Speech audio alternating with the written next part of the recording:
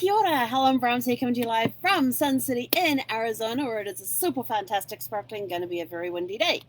Hope you're all having a super fantastic, sparkling start to your fun Friday. Yes, it is that day of the week where we get to plan out a fun activity for the following week.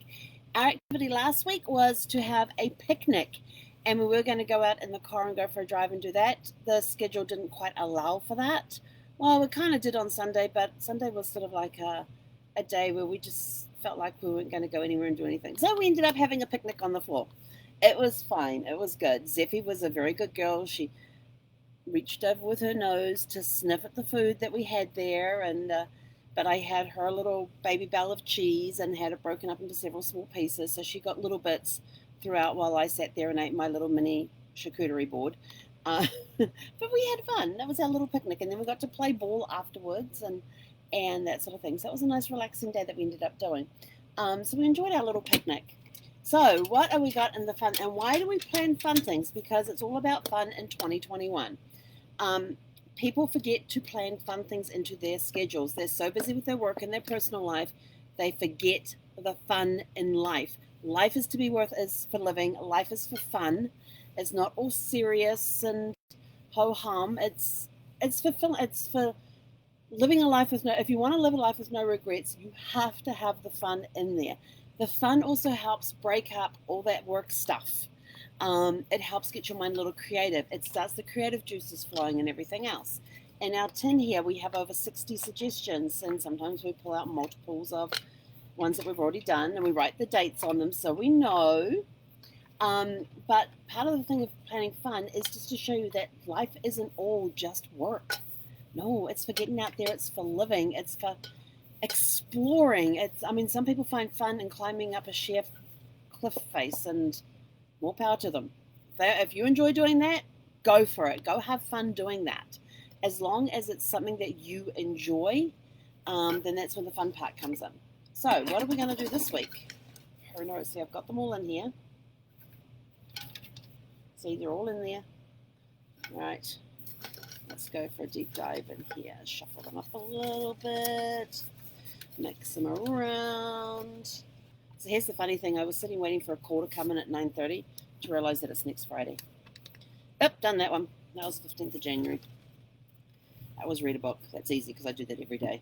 Well, not a whole book every day. There are some days I do read a book a day. There are some days. That would be a Sunday. Write a flash fiction story. Oh, this is my new favorite pastime. Write a flash fiction story. Flash fiction is anywhere from 300 to 1,000 words where you tell an entire story in that space. It is the coolest thing out there. I've written a couple of pieces of flash fiction that I've given to friends of mine who are writers to read, and they are so like, we want more. So I am definitely going to have fun with this one. And then I get to read it to you next Friday. I could cheat and just give you the one that I've already got, but I'm saving that one for another day. So you're not going to get to hear the one that I've already written, which is everybody I've shown it to so far has given it rave reviews. Even my writers group were like blown away that I got so much into such a small amount of space. Maybe as a bonus, I'll read that to you as well as the new one. So I'm going to write down here. What is it? Write a flash fiction story. And how I got onto flash fiction was I knew nothing about flash fiction, and these are different to short stories. These are very different to short stories. 21 May 2021. Okay, it goes back in the tin.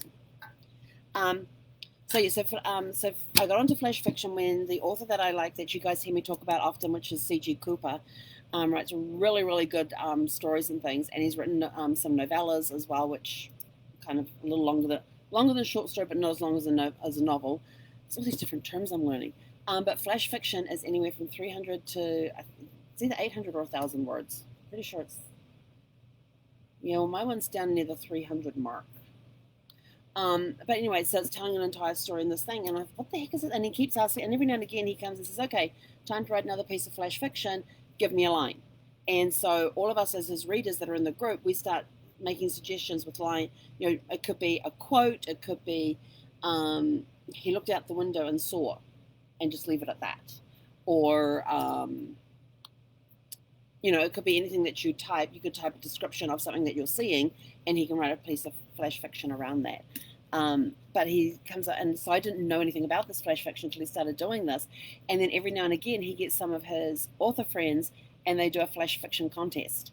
And they submit the stories, and there's story A and story B, and we have to read them and vote on story A or story B as our preference. And then we also have to say who wrote which one.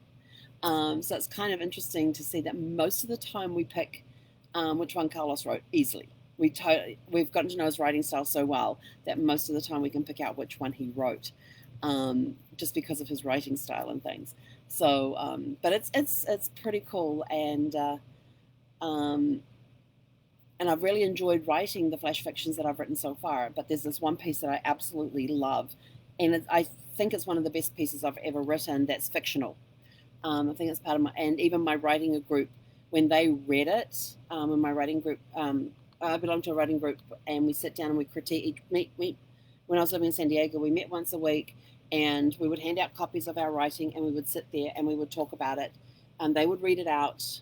You read out your piece. We all sit there with copies and mark it all up. And it could be grammar, it could be punctuation, it could be this doesn't sound right, there's no flow here, there's a consistency problem, or whatever the story is. And then we sit there and discuss it. And then we go on to the next person's piece. And we sit there for like an hour and a half, 2 hours, and would go through these different pieces. And when I brought in this piece, and they've read different bits of mine throughout over time and all that, and I wrote this piece of flash fiction, and the last time we met, we actually did, this one was online, and they all came back and said, this is the best piece you have ever written. And I've been with this group for like 2 or 3 years at this point. And they just all turned around and said, that is some of the best writing. That has to be, out of all the stuff we've read, and they all agree I write pretty good stuff. I think it's okay. They think it's pretty good. I think it's okay. But then we're also our worst critic. They said that was the best piece I'd ever written. And I said, and I just started smiling like, what's up with you? And because I felt I said, this piece I actually feel really, really proud of. I feel really, really proud of this one piece that I have written. I didn't know that it was within me to write that, and I really enjoyed writing it. So I've got these other ideas to write up for flash fiction, these other 2, and it's just based on a quick thing that you see, and all of a sudden an idea forms. So the one piece that I have written, I was in Florida last year. That's how long ago I wrote it. I was in Florida last year, and I was at the campground when we were in lockdown, and I'd just been down to the dog park with Zeffie, and I was on my way back, and I witnessed a scene that was taking place, and I thought, well, that's really cute. It was just this really cute little scene going on there, and all of a sudden my brain just started going and all these little pieces started falling into place. And as soon as I got back to the RV, I had to sit down and write this piece, and I tweaked it and I changed it, and there were certain words in there, certain sentences in there I was not going to change because I liked the way they were written. And so when I was making these tweaks and changes, and then when I got it to my group, and we put it into the Dropbox thing, they all went and read it, came back with their comments and stuff. Their comments made sense, and so I went and made changes based on what everybody had said and their feedback and all of that. And I came out with this piece. It just blew my mind that I had written this piece. So it's one of my proudest pieces. So maybe next week you will also get to hear that along with the piece that I write this week. So I'm not going to cheat and just present the piece I've already written as my new piece from this week, because some of you out there have had the privilege of reading that piece of flash fiction. And so you will get, I may, in fact, yes, I think I will. Next week I will also read you Devastation, which is the piece that I wrote.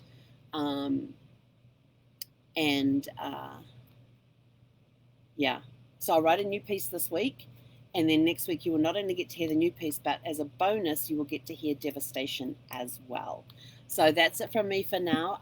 What fun things are you going to get up to this weekend? Let us know in the comments below. I'm going to have fun writing.